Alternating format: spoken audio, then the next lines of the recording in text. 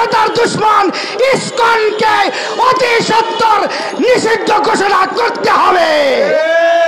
ISKCON সন্ত্রাসী সংগঠন, ISKCON মানবতা বিরোধী সংগঠন। ইসকন যতদিন এই দেশে ইসকনের কার্যক্রম থাকবে এটা স্বাধীন দেশ বলে স্বীকৃতি দেওয়া যাবে না। সুতরাং যতক্ষণ পর্যন্ত দুশ্মন থেকে নিরাপদ না হবে ততক্ষণ পর্যন্ত স্বাধীনতা ঝুঁকিপূর্ণ হয়ে থাকবে।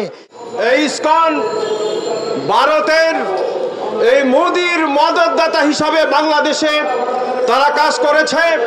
সব ধরনের সন্ত্রাসী কর্মকাণ্ডের সাথে তাদের ওতপ্রোতভাবে তারা জড়িত ছিল। আমরা এই ঢাকা উলামা ঐক্য পরিষদের পক্ষ থেকে আমরা ইসকনকে অতি সত্বর সরকারের কাছে আহ্বান করব, অতি সত্বর যেন এটাকে নিষিদ্ধ করা হয়। আপনারা জানেন এই বাংলাদেশে সম্প্রতি এই মন্দিরগুলোর মধ্যে আমরাই পাহারা দিয়েছি, আমাদের ছাত্র পাহারা দিয়েছে। এরপরেও তারা একটা আওয়াজ উঠাইছে যে বাংলাদেশে হুজুরদের কাছে, বাংলাদেশের মুসলমানের কাছে আমাদের মন্দির নিরাপদ নয়। আমরা এটা জানি। আজকে এই বাংলাদেশে হিন্দু যারা রয়েছে তারা জামাই আদরে মুসলমানের কাছে রয়েছে।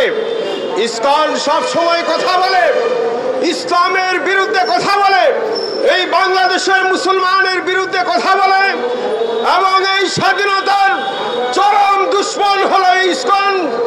বাংলাদেশের 54 বছর যাবত এই স্বাধীন হয়েছে, এই স্বাধীনতার বিপক্ষে ইসকন তাদের কর্মসূচি বাস্তবায়ন করার জন্য সব সময় তৎপর ছিল। আপনারা জানেন যে ইসকন আমাদের এই বাংলাদেশের যত উলামায়ে কেরাম গত 16 বছরে জেল খেটেছে, 3 বছর 4 বছর এবং অনেক দিন দীর্ঘ সময় পর্যন্ত জেল খেটেছে। এই মামলার পিছনে ইসকনের হাত ছিল। এবং আপনারা যারা আমাদেরকে দেখতে পাচ্ছেন, আমাদেরকেও মামলায় হামলায় তারা আমাদেরকে অন্তর্ভুক্ত করবার জন্য সর্বোচ্চ চেষ্টায় তারা মেতেছিল। এবং এই বাংলাদেশের মানুষ আমরা এটা বিশ্বাস করি, আমরা মুসলিম ওলামায়ে কেরাম আমরা এটা বিশ্বাস করি, আমাদের এই বাংলাদেশে ভিন্ন মতের ভিন্ন ধর্মের যারা রয়েছে তাদের প্রতি আমরা শ্রদ্ধাশীল, সব সময় আমরা শ্রদ্ধাশীল। তারা যেখানে যেভাবে তাদের ধর্ম পালন করবে সেখানে আমাদের কোনো কথা নেই। তারা তাদের অনুষ্ঠান, তারা তাদের উৎসব নির্বিঘ্নে পালন করবে, এই ব্যাপারে আমাদের কোনো কথা নেই। কিন্তু আপনারা জানেন সংখ্যালঘুর তকমা দিয়ে তারা সব সময় মুসলমানের বিরুদ্ধে তারা ষড়যন্ত্র করে, কথা বলে, বিভিন্ন জায়গার মধ্যে মন্দিরে হামলা তারা নিজেরাই করে।